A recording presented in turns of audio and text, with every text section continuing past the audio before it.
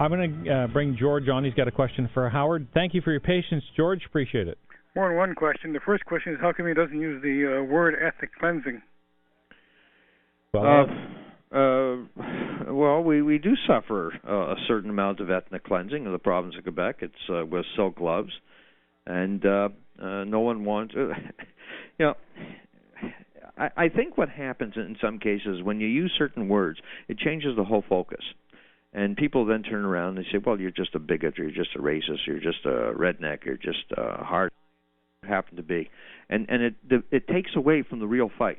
But you're right, it is ethnic cleansing. Okay, the second part of that, how come you don't refer to what they're doing in Ontario here, all through the government, all through the everything? It's called derision, where they make the province unlivable, so the people they don't want here, they move them out. Example, Ottawa, they raise the taxes, so the only people who can afford to stay there are the people who have more money. And the people who have more money, of course, are the bilinguals. Well, no, I don't necessarily think that's necessarily the case. I think that the government just raises taxes because. No, not just taxes; they do it in everything. Well, make everything more unlivable. I don't think they want to drive anyone out. I think they just don't know what they're doing. They're no different than any other government. Well, you come down here where I live, and you do a traffic count now, a traffic count from years ago, and you soon see they're driving them out of Ottawa. All right. Nobody wants to drive anyone out of a city. That's the last thing any government wants to do. They need people. They need residents. They need taxpayers. They need ratepayers. They got to have the population. It feeds on itself. It's just we're dealing with people who should not be trusted to be running our governments, our economies, our social structures, our infrastructures, and everything else. We elect the wrong people, and these wrong people appoint even worse people to do the stuff that we expect to be done. All right, Howard, let's go back to, the conversation surrounding what's going on down in Russell. Bring us up to speed on what's happening over there. Well, after this thing with the school bus incident with my friend Frank and our employee, my wife looked at me and she said, I can't believe this. And again, going back to Atlas Shrugged, Anne Rand's book, and she says, Howard, do what you have to do. You just go and get them. Don't worry about me. I'm fine. And that's exactly what I did. I went to 3 of the council meetings in Russell when they're talking about imposing the forced bilingual sign law. I didn't say anything. No one knew who I was. No one knew I was there. I just stood in the background and I listened. And I listened to Mayor Ken Hill, who's got to be one of the major political doofuses of Canada. This guy's an idiot. He isn't. He stood in front of the people and he said, we're going to pass this bylaw because it's respect. Now, I have no idea how he equates respect with taking away the rights, the fundamental charter of rights, our Section 2B guarantee for freedom of expression, for choice. And he says it's all about respect. Then he said it's all about good business. What does he know about good business? I run several businesses. I know about good business.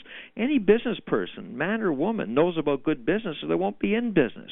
I don't need a guy who's elected to be mayor of a small town to tell me how to run my business, what's good with my business. And then he goes on and prattles, and he talks about choice while he's taking away choice. And I listened to this, and I figured, this will never pass. And out of 4 councillors, 2 are totally opposed to it. The other 2 who are for it are Francophiles, and they'll do anything to try to push an agenda of forcing French upon the majority. Remember, in Ontario, 96% of the entire population are not French speakers. So here you have 4% of the population in small concentrations who are saying, hey, we want something that we believe we're entitled to. We haven't earned it. We haven't worked for it. There's no reason to give it to us, but we're going to take it away from you anyways, and we're going to get the government to help you. So I went to 3 of these meetings. The last meeting was the meeting where they passed the bylaw. And I made it very clear the week before. I sent out a mailing to every household in the Russell Township, and this was an expensive mailing, extremely professionally done, 4-color process. And it said, boycott French stores on the front part of it, and under it says, what other choice do we have? Then if you flip it over to the backside, it said the worst thing that can possibly happen is if we divide our communities, if we have boycotts, if neighbors stop talking to neighbors, if we become so divisive because of language issues. So don't do this. Here's your chance to stand up and say, don't do this. And now the mayor went to the Chamber of Commerce and asked them for an opinion. They came back unanimously saying, no, don't do this. Our chamber members don't want it. We don't know anyone who supports it. Don't do this. But Mayor Ken Hill did it anyways. As a matter of fact, he broke the tie. It's his bylaw. It's his law. And the minute he broke that tie, I went to the mayor in council, and there were several hundred people in that meeting, and I presented him with a notice of action. This is what we're going to do to you. And I walked out, and that's exactly what we did. We took the township of Russell to court. We filed our papers against them.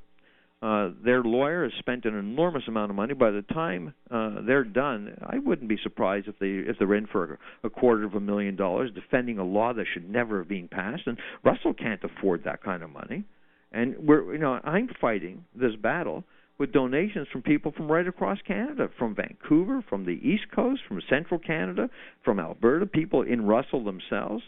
It's an expensive proposition. We have two very, very good lawyers, one in Ottawa, Ken Bickley, and one in Montreal, Brent Tyler, who's famous for constitutional battles over language. And how is the township of Russell fighting this? Well, with the tax dollars of the people who live there. It's an obscenity.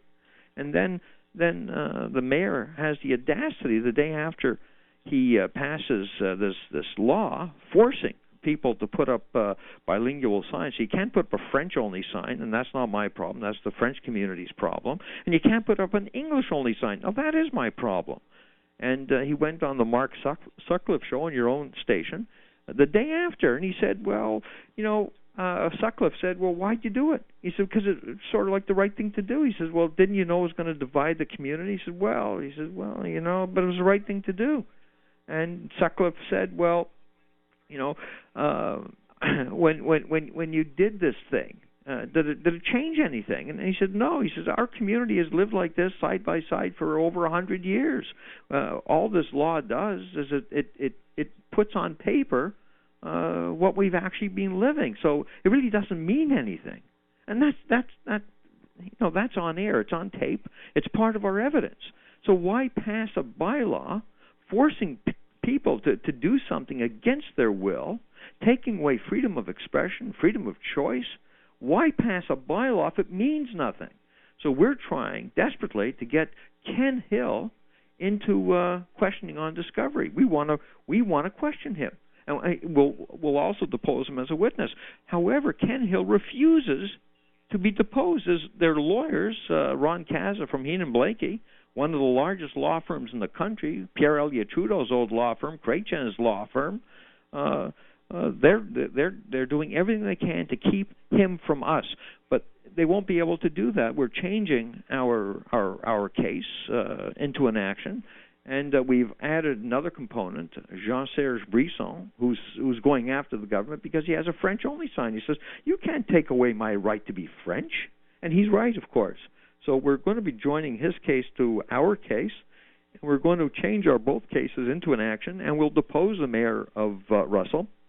And these are the people who we have to stand up against. They're bullies. They're fighting a fight with our money against us, and the only way they can do it is by using, again, our money. Well, and this is a sickness right across our country.